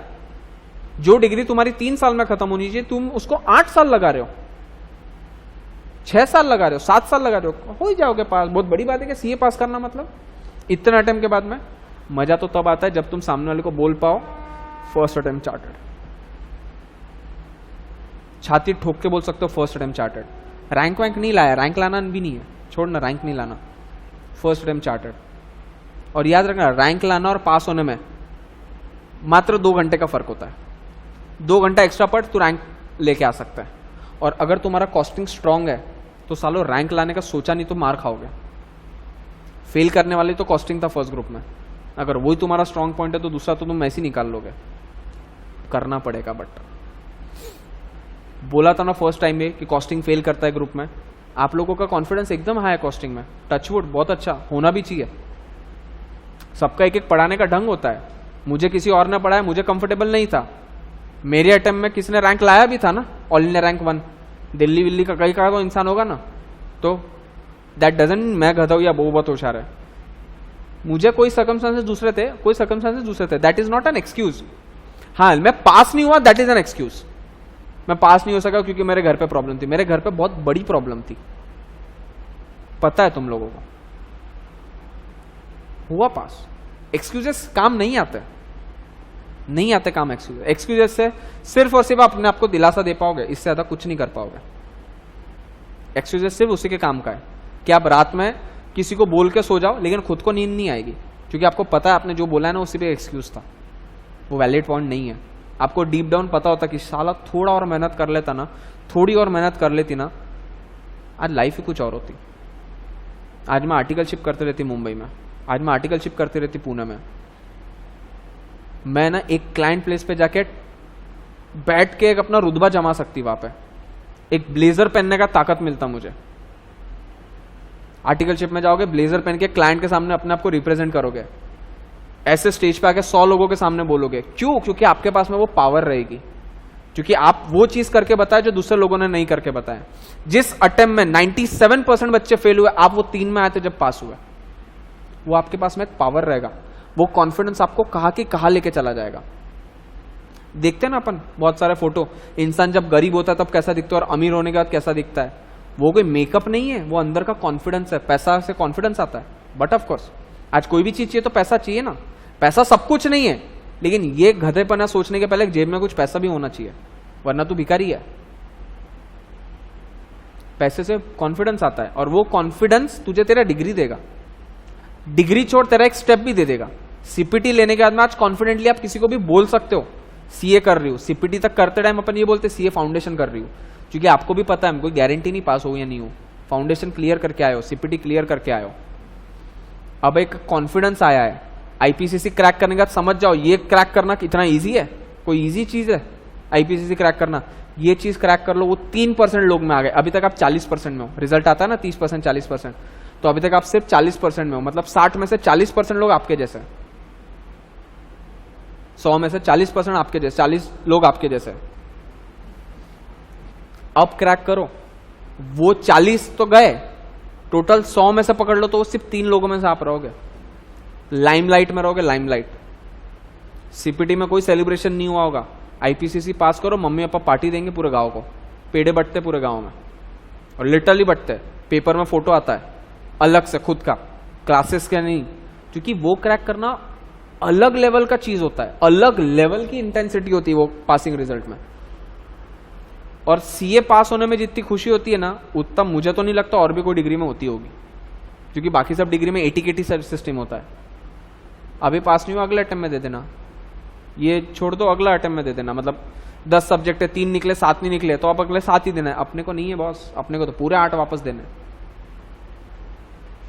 हलवा नहीं है निकालना, हलवा बिल्कुल नहीं। अगर गलती से भी लग रहा होगा इजी है, बहुत अच्छा लग रहा है ना, इजी है, बहुत अच्छी बात है।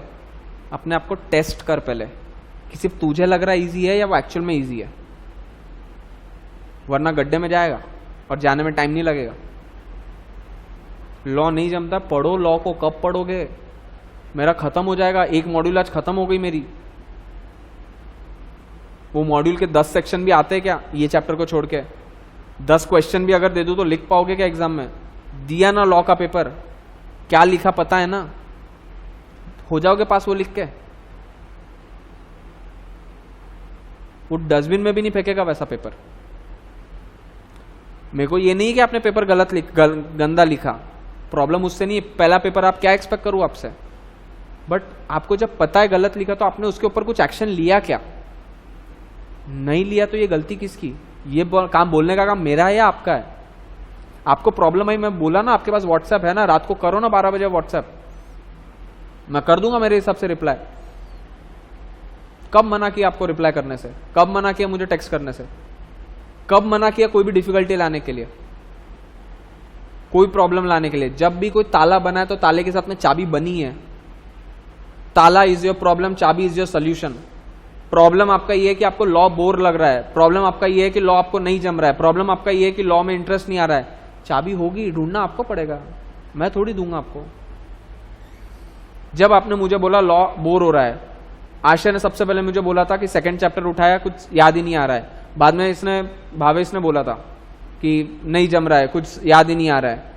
कुंदा ने बीच में एक बार बोला था लॉ बहुत बोर हो रहा है। उस टाइम पे मैं बोल सकता था एक ही सेकंड, और मेरे माइंड में थॉट भी था वो, मेरा ठीक है लेक्चर वापस दिखा देता हूं मैं, लेकिन मैं क्यों बोलूं आपको? Who am I to tell you the solution? Problem आपकी, डील विद इट। मेरे घर में फाइनेंशियल प्रॉब्लम है तो आप मेरे को आपके हेल्प करने वाले हो क्या? आपके घर में कोई इशू है तो मैं आपको आके हेल्प करने वाला हूं क्या? अरे आपका प्रॉब्लम है, आप डील करो, हेल्प मैं करूंगा ना, सोल्यूशन मैं आपको दूंगा, करना तो आपको पड़ेगा। लेकिन आप मेरे पास सोल्यूशन के लिए आओगे नहीं तो मैं आपके पास क्यों? चैरिटी वर्क थोड़ी कर रहा हूं यहां पे। और ना मैं मोटिवेशनल स्पीकर हूं कि मैं आपको फोकट में सब चीज दे दूं।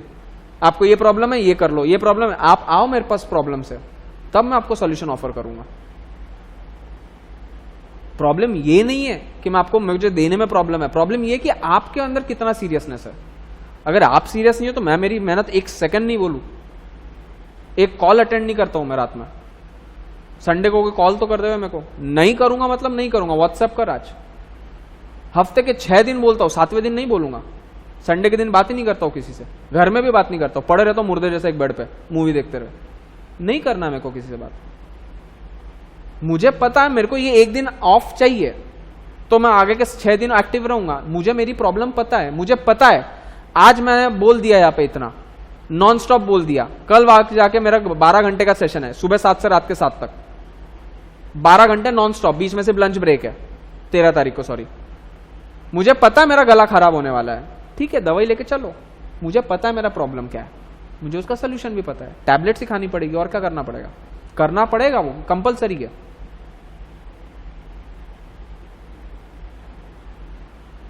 प्रॉब्लम आपको लेके आना पड़ेगा, और वो प्रॉब्लम मेरे पास लेके आए इसलिए मेरा वापस सेमिनार है। उनको नहीं जम रहा, फ्री ऑफ कॉस्ट पूरा 12 घंटा नॉन स्टॉप। क्यों मेहनत करूं? कोई रेम्यूनरेशन नहीं है, कुछ नहीं है, आने जाने का खर्चा भी मेरा है, रहने का खर्चा भी मेरा है। क्यों मेहनत करूं फिर? क्योंकि मॉनेटरी एस्पेक्ट नहीं है, लेकिन मैं मेरी मेहनत फ्री में क्यों दूं? आप मेरे पास प्रॉब्लम लेके आए इसलिए मैं आपको हेल्प कर रहा हूं। हाँ, अब मैं आपको पूरी हेल्प करूंगा। उनका जून में अटेम्प्ट है, उनको टैक्स का टी भी नहीं आता है, उनको लॉ का एल भी नहीं आता है, ठीक है मैं आपको हेल्प कर सकता हूं। एक चीज है, सुबह शाम के 7 तक जो पोजीशन मेरी रहेगी वो पोजीशन आपकी रहेगी। अगर मैं खाना नहीं खाया तो आपको भी खाने नहीं दूंगा, और अगर मैं पानी नहीं पी रहा हूं 12 घंटे तो आपको भी पानी पीने नहीं दूंगा, और अगर मैं 7 को आ रहा हूं तो आपको भी 7 को आना पड़ेगा। अगर आपके इसमें भी नखरे है तो मैं आपको हेल्प ही क्यों करूं? मैं तो आपको जानता भी नहीं हूं। मुंबई में सेशन है, मैं जानता भी नहीं हूं, और ऐसा भी नहीं कि 2-4 लोग हैं, टोटल 750 स्टूडेंट्स है। क्यों करूं मैं मेहनत? 1% एक रेम्यूनरेशन भी नहीं, एक free 100% free, and I am not allowed to introduce my name. तो क्यों इतनी मेहनत करके जाऊं? जस्ट बिकॉज सामने वाले को प्रॉब्लम है, मेरे पास सोल्यूशन है, I can offer them help. Just because I have a solution, you have the problem, I am ready to devote every god damn everything to help you out. पूछो तो सही, पूछ ही नहीं रहे हो कोई बात, पूछने की भी नहीं, कर ही नहीं रहे हो कुछ। करोगे नहीं तो पूछोगे क्या मुझे? उसके लिए मैं कुछ नहीं कर पाऊंगा, हेल्पलेस हूं मैं, 100% हेल्पलेस हूं, और रिजल्ट के बाद मैं भी हेल्पलेस हूं। ताहिर की मम्मी आई थी, ताहिर को लेकर पूरा किया, आई गेस पहला टेस्ट दिया, दूसरा टेस्ट दिया, फिर 2 हफ्ता गैप। मैं बोला ये क्या हुआ? तो फोन किया, मिलने आया, तो बोले सर बीकॉम का एग्जाम से बीकॉम पे फोकस कर रहा हूं। बोला okay, if you are comfortable with, I am comfortable with that, कोई इशू नहीं। You have already paid me the fees, अब तू मेरे साथ वैसी बात कर रहा है कि तुझे ये प्रेफरेंस ज्यादा है बीकॉम को, तो ठीक है, okay, you have paid me the fees, either you can take the refund या this will be carry forward to your next time. तो ही सेड ठीक है, आप इसको कैरी फॉरवर्ड कर दो नेक्स्ट टाइम, रिफंड मत दो। मतलब ओके, मैं क्यों फोकट में सजेशन दूं उसको कि तू बीकॉम 3 घंटा पढ़, रात में ये पढ़। कौन हूं मैं देने वाला सजेशन उसको? नहीं देना मेरे को उसको सजेशन कोई, क्योंकि उसने मुझे कुछ पूछा नहीं, तो मैं क्यों बोलूं फ्री में। और एक बार ये पोर्शन हो गया और मेरे को आपके तरफ से कोई इनपुट नहीं आया, मैं स्ट्रिक्ट प्रोफेशनल बन जाऊंगा, मैं स्ट्रिक्ट प्रोफेशनल बन जाऊंगा। फिर आप मेरे को बोलोगे ये सॉरी अभी मेरे पास टाइम नहीं है, मैं क्या करूं? जब टाइम था, जब मैं आपके लिए 24/7 अवेलेबल था, तब आपने कुछ पूछा नहीं, अब मैं क्यों आपको हेल्प करूं? जब टाइम था तब पूछना चाहिए था, एटलीस्ट मुझे ये बोल देना चाहिए था कि ये मेरा बाद में करवा देना, मैं कैसे ना कैसे टाइम एडजस्ट करवा लेता। मेरे पास सब है, मेरे पास सिर्फ टाइम नहीं है, सब चीज है मेरे पास सिर्फ टाइम नहीं है। वो टाइम भी मैं आपको देने को रेडी हूं, लेकिन आपको लेना ही नहीं है, मैं क्या कर सकता हूं? आपको पता है मैं सेक्शन की रिवीजन ले रहा हूं, कितने लोग पढ़ के आए आज सेक्शन पूरा? आए पढ़ के स्टार्टिंग से? ये चैप्टर नहीं, ये चैप्टर को तो एनीवेज मैंने 3-4 बार रिवीजन ले ली। कितने लोगों की ऐसी इच्छा होगी ये जो सेक्शन की सीरीज है मैं प्रॉपर वे में जो अपन ने फर्स्ट पेज पे लिखा था लिख ले? लिखा पूरा, एवरी सब चीज लिखा। पीजीबी पे नहीं रहे ये चैप्टर नहीं। अभी ये चैप्टर होने के बाद में मैं टैक्स पढ़ाने लग जाऊंगा, आएगा याद जो मैंने बोला? आज से 15 दिन बाद मैं लेक्चर लूंगा, आ जाएगा 139 बोला तो याद। फिर वापस मेहनत करते नहीं, वापस लिखना पड़ेगा। ये गलती किसकी? अब ये भी मैं लिखा के दूं आपको? मैं टीडीएस का जो चैप्टर है क्यों लिखवा के दे रहा हूं? पागल हूं मैं? बोलना मुझे पड़ रहा है ना, मैं नोट्स दे दूं तो कितना काम इजी हो जाता है। नोट्स तो मेरी प्रिंटेड है, वही फॉर्मेट में प्रिंटेड है, मैं वो क्यों नहीं दे रहा हूं फिर? क्योंकि मेरे को पता है सिर्फ मैं बोल दूं ना समझ में नहीं आएगा, लिख लोगे ना तो याद आएगा। 50,000 जब भी बोला ना लिमिट खुलेगी दिमाग में। अभी ये मेरा काम है तो मैं पूरे मेहनत से कर रहा हूं। रात के 2 बजे तक नोट्स बनती है, तब जाके सुबह के 8 बजे के बैच में टाइम पे मैं बोलता हूं कि हाँ अब मैं 8 बजे घर से निकलूंगा जिम के बाद में, तब जाके इसको जेरोक्स वाले को दे दूं। उसके पीछे पूरे रात दिन हाथ धो के पड़ा रहता हूं मैं, जो 12 बजे तक तू नोट्स दे, ताकि मैं 2 बजे के सेशन में नोट्स डिस्ट्रीब्यूट कर पाऊं। मैं मेरा एंड पे 100% दे रहा हूं। आप दे रहे हो, मैं एक को भी नहीं बोल रहा हूं आप पढ़ नहीं रहे हो, इंक्लूडिंग यू। तू नहीं पढ़ रहा है मेरे को मालूम है घर पे, लेकिन जितना भी पढ़ रहा है I M okay with it, but वो काफी नहीं है। मुझे पता है तू दिन का 1 घंटा पढ़ रहा होगा घर जाके, शायद वो भी नहीं पढ़ रहा होगा, लेकिन तू जितना पढ़ रहा है I M okay with it, क्योंकि तेरा ग्रास्पिंग अच्छा है। लेकिन ग्रास्पिंग से जंग नहीं जीती जाती, जंग 100 मार्क का लिखने से जाती है। 100 मार्क का लिखने के लिए 100 मार्क का आना पड़ता है, 100 मार्क का आने के लिए 100 मार्क का पढ़ना पड़ता है, 100 मार्क का पढ़ने के लिए 3 बार रिवाइज करना पड़ता है, तब जाके तू 100 का लिखेगा, तब जाके तू पास होगा। Grasping is okay for this court of room, इसके बाहर ग्रास्पिंग काम नहीं आती। Hard work always beats talent when talent doesn't work hard, simple rule है। तेरे पास टैलेंट है, तेरे पास टैलेंट है, तेरे पास टैलेंट है, तुम लोगों के पास हार्डवर्क है। Hard work always beats talent when talent doesn't work hard. Talent से नहीं जीत सकते कोई चीज, और ओवर कॉन्फिडेंस ला तो दो तुम, और मुझे पता चल जाना या मेरे सामने कभी तुमने ऐसा कुछ एक्ट कर लेना जिससे मुझे मालूम पड़ जाए। और मेरे साथ मतलब किसी के भी साथ है वहां पे, और साउंड भी है उसके अंदर, सुनना नहीं सुनना मेरे ऊपर होता है, तो साउंड बंद है, लेकिन कभी मुझे यहां से आउटसाइड क्लास है सोर्सेस पता चल जाना, तुम्हारा एटीट्यूड चेंज हो गया, तुम मेरे को प्योर एक chartered accountant as a professional देखोगे। उस दिन के बाद से मुझे तुमसे कोई 0.5% का भी कोई अटैचमेंट नहीं रहेगा, 0.5। फिर मैं एक स्ट्रिक्ट एक प्रोफेसर हूं, तुम एक स्ट्रिक्टली एक मेरे स्टूडेंट हो, दैट्स इट। इसके अलावा मेरे साथ कुछ रिलेशन एक्सपेक्ट मत करना। फिर तुम मुझे डिफिकल्टी पूछोगे तो भी पूछोगे इन बिजनेस आवर्स। रात के 12 बजे तुमने भेजा कि तुमको गालियां आएगी सामने से कि ये कोई टाइम है क्या डिफिकल्टी पूछने का, क्योंकि मैं प्रोफेसर हूं, मेरा टाइम है मॉर्निंग 11 से रात के 9 तक, उसके बीच में तुमको जो करना है कर लो, उसके बाद में मेरा पर्सनल टाइम है। अगर मैं तुम्हारे साथ प्रोफेसर स्टूडेंट का रिलेशन रखूं तो तुमको मैं बोल रहा हूँ, तुम अगर रात के कीड़े हो, बहुत सारे लोग रात में पढ़ते हैं, रात को 2-2 बजे तक पढ़ते हैं, सुबह 8 बजे उठते हैं, ओके, तो रात में पढ़ते हो, रात में पढ़ते टाइम कोई डिफिकल्टी है, क्यों उसको पेंडिंग रखते हो पाइपलाइन में, फोटो खींच के डाल दो, याद नहीं रखना पड़ेगा क्या डिफिकल्टी थी। मुझे ही नहीं समझा आप क्या पूछे तो मैं क्वेश्चन मार्क लिख के छोड़ दूंगा, अरे भाई पूछ क्या रहा है वो तो बोल दे, बता देना ये नहीं समझा, बता दूंगा, क्या फर्क पड़ रहा है। तुम पूछते हो ग्रुप में, लेकिन अभी तक सिर्फ टैक्स आया, क्योंकि वही तुमको आ रहा है, या जीएसटी आया क्योंकि तूने पढ़ा।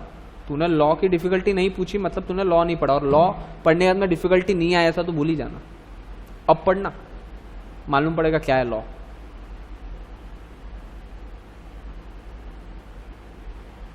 साहिल तू डिसाइड कर, either you are giving June attempt और नवंबर अटेम्प्ट, क्योंकि तेरी प्रिपरेशन बिल्कुल भी जून अटेम्प्ट की नहीं है, मई अटेम्प्ट की नहीं है, नहीं हो सकते क्रैक। सीए है, लोगों की जिंदगी चली गई सीए पास करने में, बाप और बेटा दोनों एक साथ एग्जाम हॉल में जाने लग गए अब तो, हाँ ऐसा केस है। इतना लाइटली लेंगे, सॉरी। और अगर तुझे पता है कि ये अटेम्प्ट नहीं देना है तो मत टाइम पास कर अटेम्प्ट के साथ, फिर ऐसा तू दिमाग में लाई मत कि तेरे को मई देना है, मई देना है तो तू आधा अधूरा पढ़ के कुछ तो भी करके खत्म कर देगा, कुछ तो भी करके भेल नहीं है ये एक प्रॉपर पीस ऑफ केक है, इसको अच्छे से बनाएगा तो होगा, हड़बड़ी में करेगा सब खत्म हो जाएगा तेरा। तुझे लगता है तेरे चारों सब्जेक्ट तू जून में मई में दे सकता है तो ही मैं दिमाग में रख, नहीं तो दिमाग में रख मुझे जून ही प्रिपेयर करना है, और जून प्रिपेयर करना है तो 2 ग्रुप प्रिपेयर करना है, फिर इतना टाइम में तो एक ग्रुप में क्या कर लेगा। और अगर एक ही ग्रुप दे रहा है तो कम से कम पापा को हेल्प कर बिजनेस में, घर पे बैठ के क्या करना है, कुछ तो करो इफेक्टिव लाइफ में। कुछ भी नहीं कर रहे हो, टाइम पास कर रहे हो तो भाई इंजीनियरिंग ही कर लेते।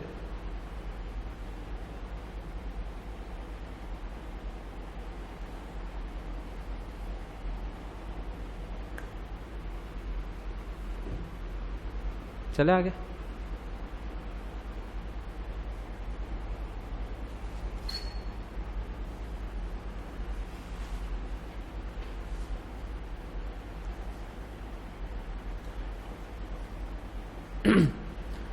चैप्टर खत्म हो गया वैसे तो।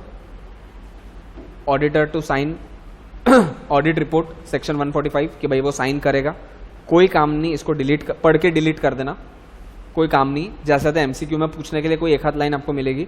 146 कि भाई वो कभी भी जनरल मीटिंग अटेंड कर सकता है, केस लॉ पूछ सकते हैं कि डायरेक्टर्स ने डिसाइड किया है कि कोई भी ऑडिटर जनरल मीटिंग में नहीं बैठेगा। सॉरी बॉस, ऐसा कोई एग्रीमेंट नहीं बन सकता है कभी भी। ऑडिटर जनरल मीटिंग में कंपल्सरीली बैठेगा, ऐसा उसने नहीं किया तो पेनल्टी है। पेनल्टी एनीवेज मैंने मना करके रखी है, आपको करना है आप कर सकते हो। इसका जो लास्ट है सेक्शन 148,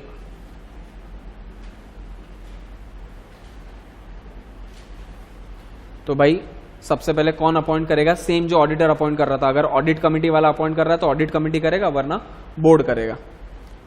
इसमें कोई काम का नहीं है, सिंपल प्लेन रीडिंग है, 148 पढ़ के खत्म करना। बट ऑफकोर्स कॉस्ट ऑडिट कौन करेगा, तो कॉस्ट ऑडिटर करेगा, CWA जो होता है वो करेगा। इसमें और कोई काम नहीं, 4 ही लाइन का सेंटेंस है वो एक्चुअली। मतलब अगर मैं इसी को रिफाइन करता तो इसकी सिर्फ 4 ही लाइन रहती है उसमें कि 148 सेक्शन आता है, कॉस्ट ऑडिटर करेगा, ही मे और may not be the employ of the company, और वो सेंट्रल गवर्नमेंट को रिपोर्ट करेगा, दैट्स इट। इसके अलावा कोई लाइन नहीं है इसमें, तो इसको रीड करके खत्म करना। 148 कोई काम नहीं। सर 148 का एक्चुअल यूज कहाँ पे आएगा, अगर बहुत बड़ी वर्किंग नोट लिखना है तो ऑडिट में आता है। ऑडिट में बहुत अलग से डेफिनेशन दिया है कि कॉस्ट ऑडिटर कौन होता है, फिर regulated sector, non regulated sector, वो सब होता है। लेकिन लॉ के इसमें कॉस्ट ऑडिट की और कोई इंपॉर्टेंस नहीं है, बस इतना ही काम का है।